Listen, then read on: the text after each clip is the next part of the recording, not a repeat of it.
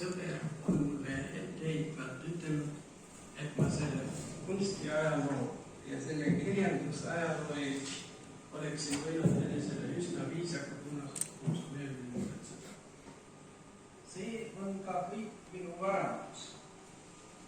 Pallastlane Rein Veis, tekstiiliärimees Augusta Aadron, primadonna Liisi Jakobson ja paljud teised. Tämä väenolumusika oli siis ensimmäinen loos numero 99 Suomessa 1920 perustettiin.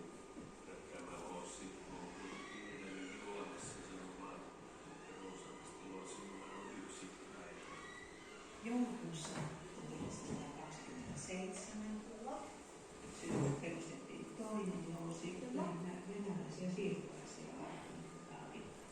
Se oli lossi numero 686 Sveta Nestrina väkinen.